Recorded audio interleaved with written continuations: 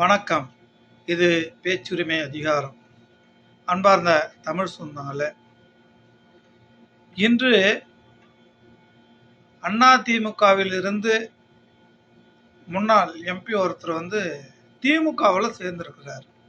அவர் பார்த்தீங்கன்னா எத்தனையோ கட்சிகள் இதுவரைக்கும் மாறிக்கிட்டே தான் இருக்கிறார். ஏன்னா ஒரு கட்சியிலையும் அவர் ஒழுங்காக இருந்ததே இல்லை. ஐயா மைத்ரேயன் அவர்கள் பார்த்தீங்கன்னா 1991 பாஜகவின் துணைத் தலைவராக இருந்திருக்கிறார். 1999 அதிமுகவில் இணைந்தாராம். பாஜக விட்டு அதிமுகவில் இணைஞ்சிருக்கிறாரு. அப்புறம் பார்த்தீங்கன்னா 2001 சட்டமன்ற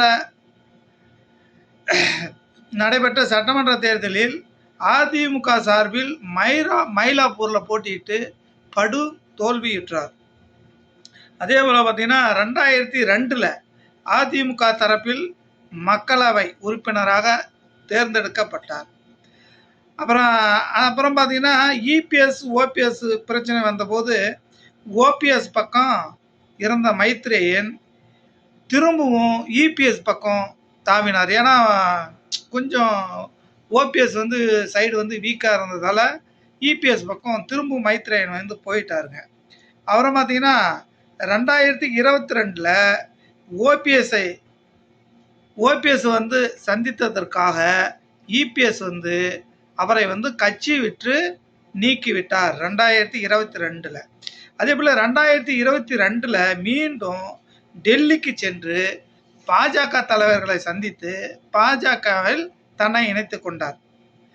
2024 தேர்தலில் வாய்ப்பு மற்றும் கட்சி பதவி வழங்காததால் பாஜகவில் இருந்து மீண்டும் விலகினார். விலகி 2024 செப்டம்பர் மாதம் மீண்டும் இபிஎஸ்ஸை சந்தித்து அனைத்து இந்திய அண்ணா திராவிட முன்னேற்ற கழகத்தில் இணைஞ்சிட்டாரு. 2024 இணைஞ்சாரா. அப்புறம் பார்த்தீங்கன்னா இந்த நிலையில் தான் இபிஎஸ் இணைஞ்ச பிறகு அந்த கட்சி இபிஎஸ்ஸின் நடவடிக்கை சரியில்லைன்னு சொல்லிட்டு 2025 இன்று முதல்வர் மு க ஸ்டாலின் அவர்களை சந்தித்து திமுகவில் தன்னை இணைத்து கொண்டார். இணைத்தவுடனே ஓபிஎஸ் அறிவிச்சிட்டாரு, மைத்ரேயன் அடிப்படை உறுப்பினர்லேருந்து அனைத்து இந்திய அண்ணா திராவிட கட்சியிலேருந்து நீக்கிவிட்டோம் என்று. திமுக முதலமைச்சருக்கு தெரியும், நீங்கள் மைத்ரேயன் இந்த கட்சியில் இணைந்துட்டாருன்னு